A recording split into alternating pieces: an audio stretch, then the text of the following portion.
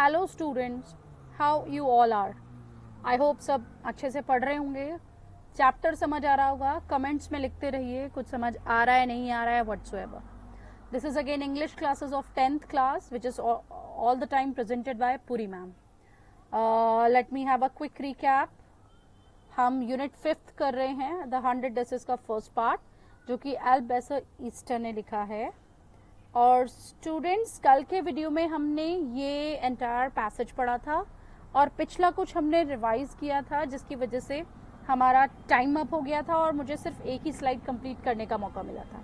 Clear students? ये question answers hope so आपने अपनी नोटबुक्स में नोट डाउन कर लिए होंगे। आज हम इसी के आगे की जो स्लाइड्स हैं वो हम डिस्कस करेंगे। ये स्लाइड हम पढ़ चुके हैं कल के वीडियो में। आज हम इससे अगली स्लाइड लेंगे।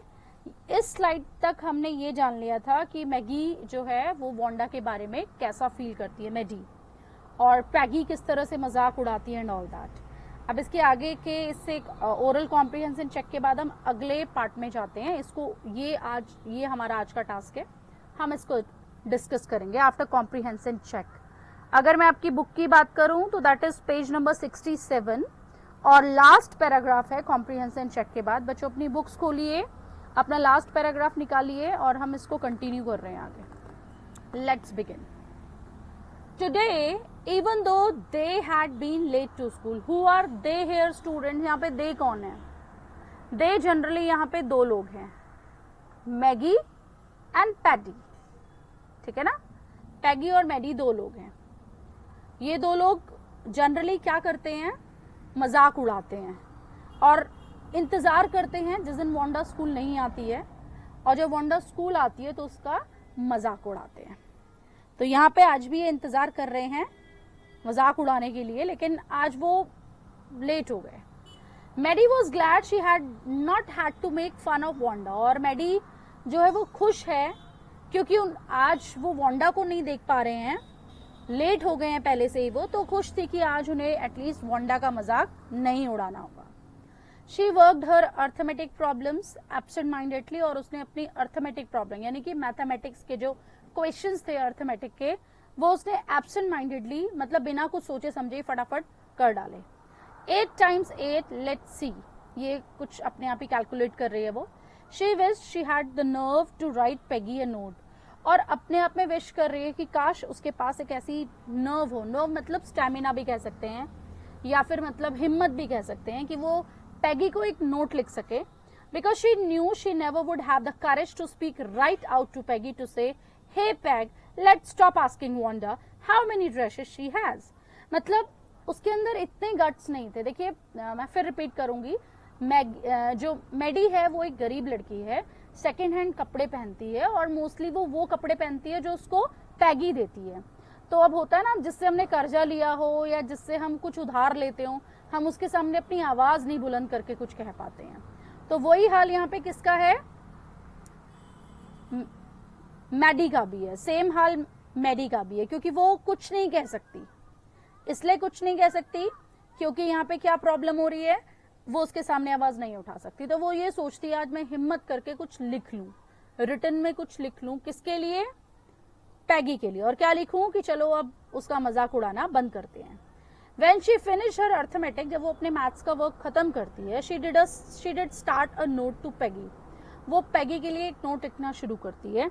Suddenly she paused and shuddered. Shuddered मतलब रुक जाना या ब्लॉकेज फील करना, मतलब कि अचानक से हाथ रुक जाना, या unable to do anything else. Pause. She pictured herself in the schoolyard. अपने आप को स्कूल यार्ड में पाती है, ऐसा महसूस सोचती है। A new target for Peggy and the girls, मतलब अब के वो क्या सोचती है, कुछ इमेजिन करने लगती है। क्या इमेजिन करने लगती है? अगर इन लोगों ने वांडा को चिढ़ाना बंद कर दिया।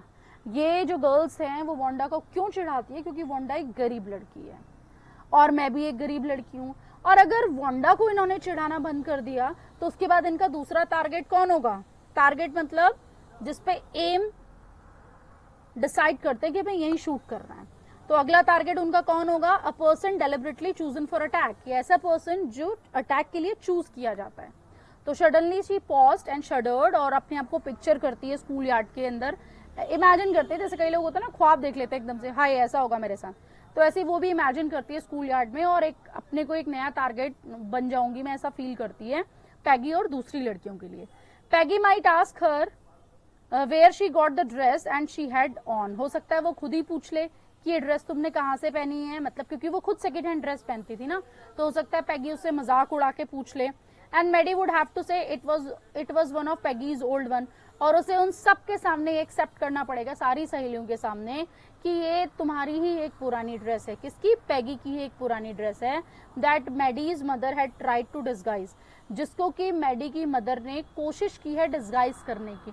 डिस्गाइज करने की मतलब कुछ चेंजेस करना, वैसे डिस्गाइज मतलब होता है भेष बदलना, यहाँ पे ड्रेस में कुछ एक आधा कुछ चेंजेस करके ऐसा दिखाना कि ये ड्रेस पैगी की नहीं है बल्कि ये मेडी की है। तो मतलब कहने का मतलब है अगर वांडा अगर वो टारगेट से हट जाएगी, अगर मैं ऐसा कहूंगी कि उसको मत चिढ़ाओ, तो फिर ये मुझे चिढ़ाने लगेगी। और कभी सबके सामने इसने ये पूछ लिया कि ये ड्रेस किसकी है, तो फिर मुझे उसे बताना पड़ेगा कि ये ड्रेस किसकी है, तुम्हारी ही है, जिसको उसकी मम्मी ने छुपाने की कोशिश की है। कैसे कोशिश की है? न्यू ट्रिमिंग्स, ट्रिमिंग्स मतलब काट छाट कर बराबर करना। So on one in room 13 would recognize it, और रूम 13 में so on one in room 13, इसी तरह से रूम 13 कौन सा है स्टूडेंट्स? रूम 13 है आपका, उनकी क्लासरूम का जो नंबर है वो है रूम 13, वुड रिकॉग्नाइज इट। और room 13, no one in room 13 है कि नो वन स्टूडेंट, कोई भी उस रूम नंबर 13 में रिकॉग्नाइज मतलब पहचान ना सके। इट मतलब ड्रेस को, कहने का मतलब ये है कि उसकी मम्मा ने उस ड्रेस को बड़े अच्छे से काट छाट के सिल दिया है कुछ अलग तरीके से, ताकि उनकी क्लास में नो वन, कोई भी बच्चा इसको पहचान ना सके कि ये कोई पुरानी ड्रेस है पैगी की। समझ में आ रहा होगा, hope so. So no one in room number 13, room 13 मतलब उनके क्लास का रूम, जैसे आप लोगों को भी क्लास का कुछ रूम था लास्ट ईयर, अब तो इस साल तो स्कूल ही नहीं खुल रहा है, तो इस तरह से रिकॉग्नाइज इट, कोई ना पहचान सके। If only Peggy would decide of her own accord to stop having fun with Wanda, और अगर पैगी खुद ही डिसाइड कर ले कि अब उसके साथ कोई मजाक नहीं करना है वांडा के साथ, तब तो ठीक है। Oh well, Maddie ran her hands through her short blonde hair as though to push the uncomfortable thoughts away. अपने हाथों को अपने सर पे हिलाती है और अपने वो जो थॉट्स आ रहे थे उसके दिमाग में जो अनकंफर्टेबल थे। क्या अनकंफर्टेबल थॉट थे स्टूडेंट्स? कि मैं पैगी से रिक्वेस्ट करूंगी वांडा को ना चिढ़ाए, फिर वो खुद ही उसको ही चढ़ाया जाएगा, उसकी ड्रेस के बारे में पूछा जाएगा जो उसकी मम्मा ने छुपाने की कोशिश की है कि वो उसकी पुरानी ड्रेस नहीं है पैगी की जो मेडी ने पहनी है। तो ये सारे जो अनकंफर्टेबल थॉट्स थे वो अपने हाथों से उसने ब्लश किया, अपने बालों को हाथ से, और वो थॉट्स को उसने एक तरफ किया और सोचा चलो पैगी अपने आप ही डिसाइड कर ले कि अब नहीं चिढ़ाना है। What difference did it make, ऐसा क्या अंतर हो जाएगा? Slowly Maddie tore into bits the note that she had started, और जो उसने लिखने की कोशिश की थी उसको टोर कर दिया, फाड़ दिया। बिट्स मतलब पीसेस में उस पेपर को फाड़ दिया। She was Peggy's best friend, वो पैगी की बेस्ट फ्रेंड थी, and Peggy was the best liked girl in the whole room, और पैगी से ज्यादा अच्छी लड़की या पसंद की जाने वाली लड़की उस रूम में, रूम मतलब उनके क्लासरूम में कोई नहीं थी। Peggy could not possibly do anything that was really wrong she thought, और पैगी ऐसा कुछ नहीं कर सकती थी दैट वॉज रियली रॉन्ग, जो गलत हो। शी थॉट, उसे ऐसा लगता था अरे सब इसी की चलती है, इसी को पूछते हैं, तो ये जो कर रही है वो ठीक ही होगा, तो इसके अगेंस्ट जाके क्या फायदा। जैसे होता है ना जिसके पास पावर होती है जनरली लोग उसी के साथ बैठना उठना पसंद करते हैं, तो वही फैसला इसने भी लिया। एज फॉर वांडा, और जहां तक वांडा की बात थी, she was just some girl, वो एक सेम गर्ल थी या ऐसी लड़की थी who lived up on the Boggins side, जो कि बॉगिन साइड में रहती थी, एंड स्टूड अलोन, अकेले खड़ी रहती थी, in the school yard, school yard में, यार्ड मतलब होता है कैंपस या गार्डन या आंगन वहां का। She scarcely ever said anything, scarcely मतलब हार्डली, मुश्किल से, वो कभी मुश्किल से भी कुछ नहीं कहती थी किसी से भी। The only time she talked, सिर्फ तभी वो बात करती थी, was in the school yard about her 100 dresses, जब कभी भी 100 ड्रेसेस की बात आती थी तभी ऐसा लगता था कि वो बात कर रही है, अदरवाइज वो सारा टाइम कभी किसी से कोई बात नहीं करती थी। और Maddie remembered her telling about one of her dress, और मेडी को याद आता है जब वो उसकी एक ड्रेस के बारे में वो खुद बता रही होती थी, pale blue with colour trimmings, बताती है कि वांडा बताती है कि मेरी एक ऐसी ड्रेस है जो पेल ब्लू कलर की है ट्रिमिंग्स के साथ।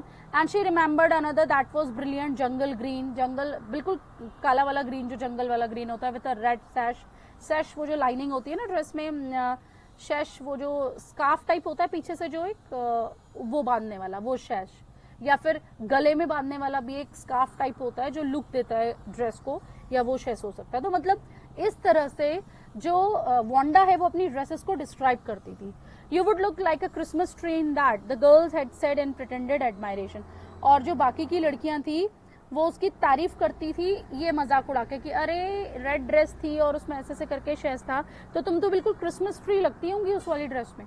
इस तरह से उसका जो है गर्ल्स मजाक उड़ाती थी। तो स्टूडेंट्स आज का वीडियो हम यहीं खत्म करते हैं। होप सो समझ आ रहा होगा। That's all for today. Thanks for watching. Stay safe, stay tune, bye bye.